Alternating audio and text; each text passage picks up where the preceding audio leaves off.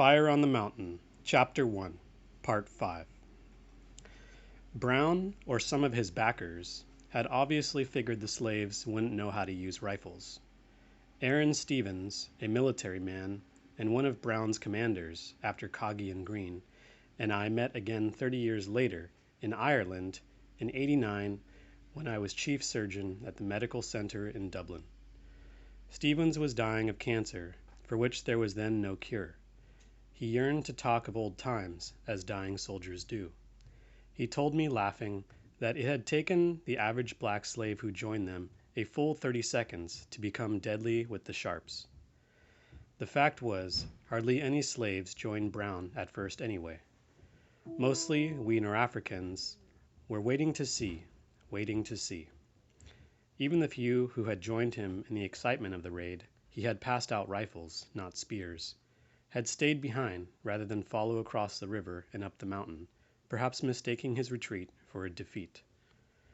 Some pretended to have been kidnapped and told fantastic tales, which is probably the origin of the story that Lewis Washington, George Washington's grandson, had been shot by Brown while quoting Patrick Henry.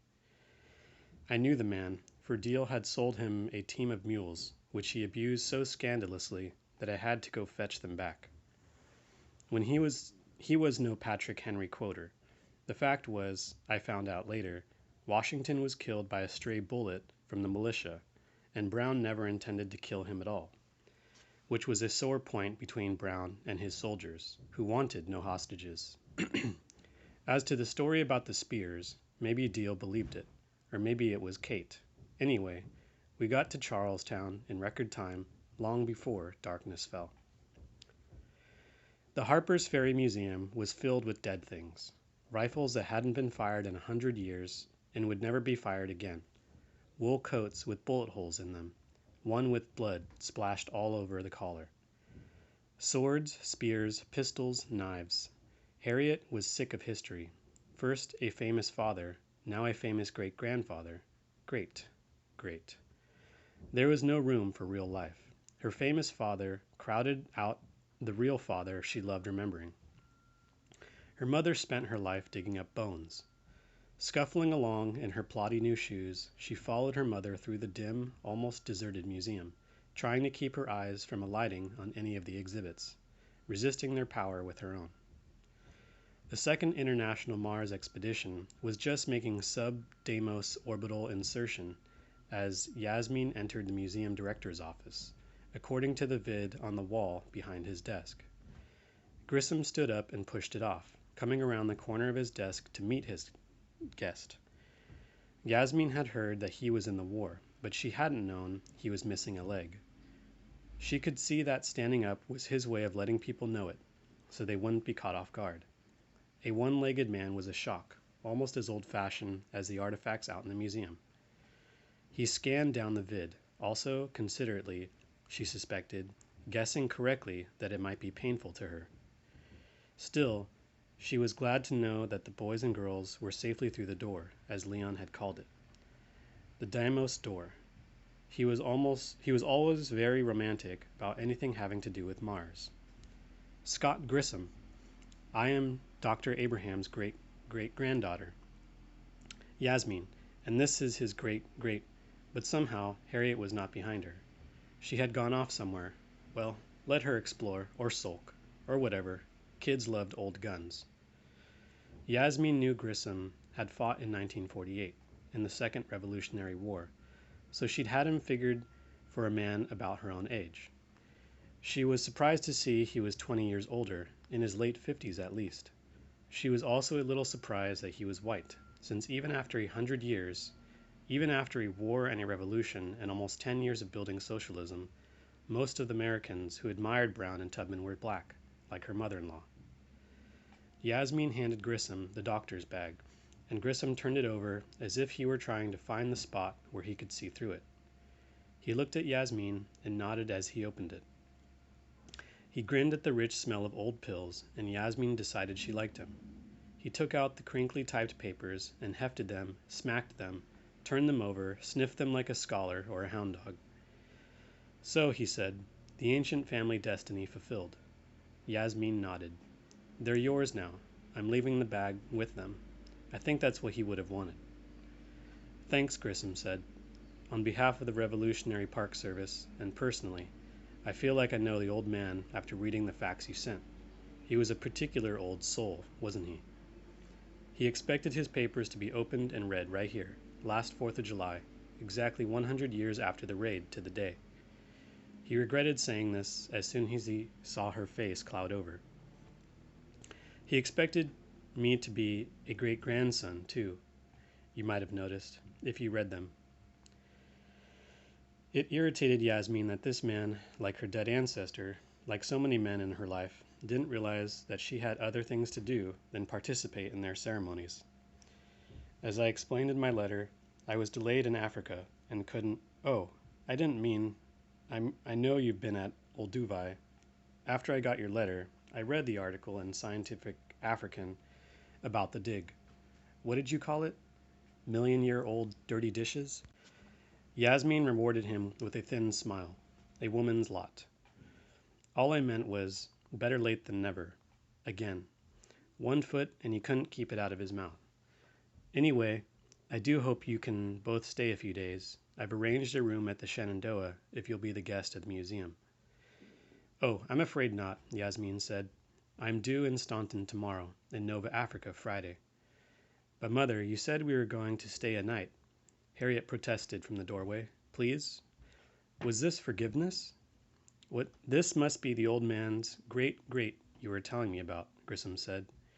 He saw a tall young woman with a broad moon face like her father in the doorway, keeping her back to the old Sharps and Hall's rifles and the coats with bullet holes in them. Like most teenagers, she seemed to regard museums as assaults on the very principles of youth. Grissom got up and took her hand. And how did you like Africa? I didn't go. I've been in Virginia all summer with my grandmother. We really don't have the time to stay, Yasmin said. I'm due in Staunton tomorrow, in Nova Africa Friday. You stay in hotels all the time, Harriet complained. I never get to stay in a hotel. With a 6-track, I bet. In every room, Grissom said. Oh, are those living shoes? They're new, Yasmin said. She noticed they had changed a little. The left one was darker today and went farther up Harriet's ankle. I mean, just developed. I know. I read about them. A new substance grown only in zero-gravity tanks on Kilimanjaro. The first creation of a new life mode in space. Really? Harriet said, almost smiling. They feel okay. They get prettier, too, Yasmin said. She decided she liked Grissom after all. But when she'd been told the shoes were from Kilimanjaro, she thought people meant the mountain, not the orbital station. Please stay at least a night or two, Grissom said. I was hoping to show you around the area.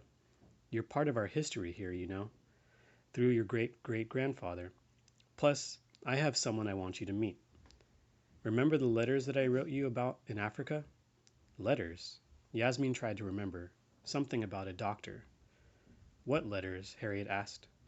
Old letters, Grissom said. He fumbled through the junk on his desk and pulled out a pile of yellowed papers, handwritten, tied with a pink ribbon. He handed them directly to Harriet. 100 years old. They're from the abolitionist doctor who taught your great-great-grandfather medicine. July 7th, 1859. Miss Emily Pern, 11 Commerce Street, New York. Dear Miss Pern, everyone here in Philadelphia is talking of the events at Harper's Ferry. I don't mind telling you it has set the cause back 100 years. I suspect you and I will disagree on that, but so be it. We can discuss it when I am next in New York, which, God willing, and exams be done, will be next month early. I don't think violence will do anything but enrage the Southerners, and I speak knowingly, being for better or worse one of them. Not that I am enraged, just worried. What if Brown's attack had failed? Such an undertaking, unfortunate as its effects are now, would have been disastrous had the abolitionists fallen into the hands of Virginia. Imagine abolitionists hang for treason. I fear it will happen yet. They are for now high in the Blue Ridge, but in the long run they are doomed. No slaves join them, and none will. Violence will never free the slave, not only because he is so outnumbered, but because violence is foreign to his nature. I hasten to add, whatsoever my reason tells me, my heart is with those who oppose slavery, however I may abhor their methods. Let me tell you a story in strictest confidence. Amazingly, I had, it seems, foreknowledge of Brown's raid. In June, my father had a stroke which he survived, but in a weakened state. I was called home to Staunton for a week, and returned north with my uncle, Reuben Hunter, the attorney, of Baltimore, my father's younger brother. Uncle Reuben is 40, between my father and myself in age. Far from resenting the fact that Mint Springs had entailed to my father and thus to me, he is quite solicitous of the Hunter family honor, and even goes beyond, affecting all the heirs of the planter, and even presumes to instruct me in how a Virginia gentleman should act. Needless to say, I never discuss with him my sentiments towards abolition. In short, we're not close, but blood is thicker than water, and I agreed to ride with him from Winchester, where he had bought 2 horses, to Baltimore, and proceed by train from there back to school in Philadelphia.